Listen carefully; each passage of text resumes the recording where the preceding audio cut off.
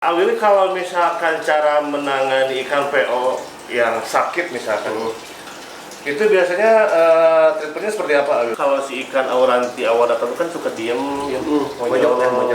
Nah itu pengalaman Awili pribadi, biar si ikan dia soft atau aktif tuh digimanain, ah? Halo bosku, welcome to my YouTube channel.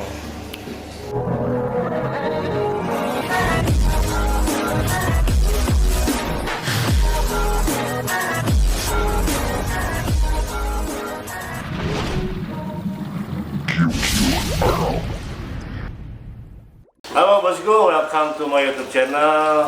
Kali ini saya sedang berada di Cana Betel Bandung ke salah satu rekan saya bersama Kang Willy. Apa kabar Kang Willy? Alhamdulillah ya.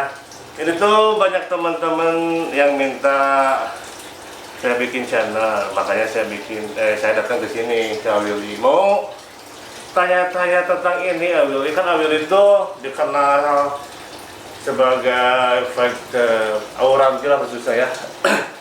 Mau kita kupas tuntas saja lah ya, Willy ya. Siap, Awili, kalau misalkan cara menangani ikan PO yang sakit misalkan, itu biasanya treatmentnya seperti apa, Awili? Ya, kalau saya pribadi sih, pertama kan kita harus sexing dulu lah ya. Sexing maksudnya pilih-pilih dulu lah. Bukan sexing, lebih milih ikan auranti yang jangan terlalu sakit lah gitu kan. Kalau di PO itu kan biasanya kita milihnya dari plastik gitu kan, dari plastik. Kita kan pilih sebagus mungkin, kayak ibaratnya kita pilih-pilih ikannya yang sehat, yang nggak banyak jamur gitu kan. Meskipun ada jamur, kita obatin dengan cara, kalau saya disebutnya kan di apa? Karantina, betul. Saya karantina tuh biasanya pakai ketapang sama garam doang, Ketapang sama garam. Itu ini di akuarium. Oh, di styrofoam. Saya pribadi dulu pernah di styrofoam sama di akuarium, ternyata lebih cepat di styrofoam Untuk penyembuhannya. Karena mungkin suhu mungkin lebih stabil kalau di styrofoam. Oh gitu. Terus kalau misalkan kadang-kadang kan suka ada jamur kapas nih, Yang pewan ya. ada jamur kapas. Kalau saya sih dipotek, jamur kapasnya kayak kan suka ada kapas kayak gitu kan. Yang kayak bulu. Yang kayak bulu itu dipotek, biasanya dia sampai berdarah. Saya kasih betadine, terus kasih aklipapin. Oh gitu. Kalau saya pribadi Itu untuk menangani jamur kapas gitu. Cuman yang saya belum pelajari itu masalah ikan yang bengkak-bengkak di badan ungu-ungu gitu loh. Oh iya. Pernah ngalamin, Awil? Pernah ngalamin dan nggak pernah selamat. Itu penyebabnya karena apa ya biasanya? Saya kurang tahu, biasanya sih itu asalnya, kalau saya pernah ngalamin tuh normal, biasa gitu, nggak ada bengkak-bengkak kayak gitu. Lama-kelamaan kok ada bengkak gitu. Mungkin gagal, kalau kata saya pribadi sih, mungkin gagal adaptasi mungkin ya. Tapi nggak tahu nih, buat teman-teman yang lebih tahu gitu. Gitu. Soalnya saya kalau masalah penyakit kayak gitu, biasanya sih kalau PO-an saya sebenarnya jarang, kalau buat ngambil PO-an. Jarang, karena kan kalau saya kan mainin di di kualitas lah. Oh iya, kualitas, karena Awil itu senangnya ke kontes ya. Jadi caranya kayak ngecek kualitas. Gitu kan, jarang lah PO, tapi sekali-kali pernah juga saya mau ambil PO gitu kan, biar pengen lihat nih, pengen ngerasain juga milih dari berapa banyak, terus emang bener-bener cari jackpotan gitu kan. Pernah juga. Itu biasanya berapa lama Awil kalau nyortir? Kalau nyortir gimana ikannya sih, kalau saya pribadi sih saya nggak pernah dari satu orang gitu, misalkan kayak saya mah kalau ngambil PO kesini, ngambil PO kesini, saya nggak pernah kayak gitu. Teman saya siapapun, kalau misalkan dia nurunin ikan, yang penting saya harus nyortir pertama. Oh, biar nggak kecolongan. Itu ke satu kayak gitu. Kedua, saya orang yang nggak pernah belilah per 10, beli per 20, jarang. Oh jarang. Tapi kalau misalkan ada nih datang 100 ekor, saya sukanya 5 ekor ya, saya beli 5 ekor. Meskipun oke lah, saya ngelebihin uang. Misalkan yang suka di 200 ekor ada cuma 3 ekor, saya udah beli 3 ekor. Kalau ada 20 ekor, saya beli 20 ekor. Dan itu tuh Awil emang dilihat satu-satu? Iya, dilihat satu-satu. Kalau saya yang datang 200 ekor nih, satu-satu. Dari 200 ekor cuma diambil 3. Karena yang ibaratnya yang menurut kriteria saya pribadi gitu ya, yang ibaratnya makinya cakep, yang progresnya buat kedepannya bakal bagus, itu susah gitu. Makanya jangan pernah kalau saya pribadi sih jangan pernah merusak harga itu, karena emang saya pribadi pun dari satu susah buat nyarinya, dari 200 ekor saya harus milih bener-bener yang terbaik dari yang terbaik, yang baik dari yang terbaik gitu kan. Terus kedua kalinya ikan itu kan masih harus dikarantina. Saya ngalamin beli 7 mati 5. Ngalamin ya? Ngalamin Ikan PO ya? Ikan PO ngalamin. Terus yang paling saya sebenarnya nggak tahu penyakit, nggak tahu apa yang paling mengerikan di Auranti itu sudden death, Kak. Sudden death, ya, sudden death. Itu yang kalau kata saya pribadi yang mengerikan. Kenapa? Masih menjadi misteri ya? Betul. Karena kalau sakit kita bisa obatin. Tapi kalau sudden death, ikan pari mati. Ngalamin saya. Ngalamin. Berapa ekor tuh? Ya itu yang 7 ekor, beli 7 ekor, mati 5. Dari hari yang sama kan pasti kalau sudden death? Enggak, malahan sempat orang datang ke sini, dia bilang, oh ikan cakep-cakep lari semua, gitu kan. Bingung dia, yaudah inilah, nentuin lah dia satu nih. Dia tuh nentuin itu 2 sebenarnya, cuman mungkin lebih senang yang satu lagi, dia ngambil yang satu. Paginya yang satu ini, yang pelari ini mati. Lebar artinya? Udah kayak gitu, seminggu setelahnya ikan yang dia beli mati. Dan ada kabar saya, ikan yang kemarin mati. Tiba-tiba padahal ikan makan, ikan flaring. Luar biasa. Itu kalau pengalaman saya main di PO gitu kan. Itu berarti kalau main ikan Auranti yang PO tuh yang tadi pertama itu cara mengobati jamur kapas itu seperti itu ya? Betul, ya? betul. Dicabut dulu si jamurnya, jamurnya, kayak kapas gitu. dikasih betadine, akuafin, masukin lagi ke styrofoam. Styrofoam dengan katapang sama garam, biar kalau garam kan katanya buat apa sih, bakteri-bakteri itu buat biar mati. Oh, tapi itu si ikan dikasih makan nggak selama karantina? Sebenarnya kalau misalkan saya pribadi, kalau udah masuk styrofoam 5 menit saya kasih cacing semua. Kasih cacing semua, kalau nggak ulhong semua kasih. Dan ntar pagi-pagi biasa, kalau nggak pagi-pagi misalnya per 5 jam, per 8 jam saya intip lagi apakah pakan itu masih ada, apa udah dimakan. Kalau misalnya udah dimakan, insya Allah aman. Oh, berarti gitu teman-teman, untuk cara ngelihat ikan besar atau belum ya. Ketika dikasih makan, apakah makanan itu masih ada atau sudah dimakan. Betul. Nanti kalau sudah dimakan, pindahin ke akuarium. Ya, belum juga udah dikasih makan.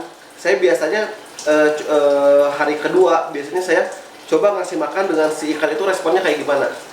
Itu ada yang ikan yang kasih makan dia pelan makan. Berarti itu belum layak buat di akuarium. Tapi kalau yang nyamber makan cep, wah itu insya Allah lah di tank udah enak. Nah itu bisa teman-teman dari Kang Willy ya. Terus apalagi ya kita kupas tuntas Auranti ya. Biasanya kalau Willy bikin ikan Auranti galak tuh gimana sih caranya Willy?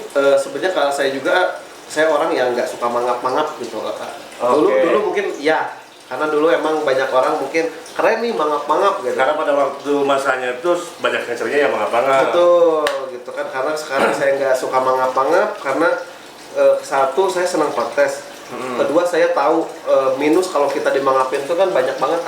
Ada yang sampai mati, ada yang rahangnya patah, ada yang tulang badannya lurus jadi bengkok, jadi gini, jadi kayak yang turun ekor turun.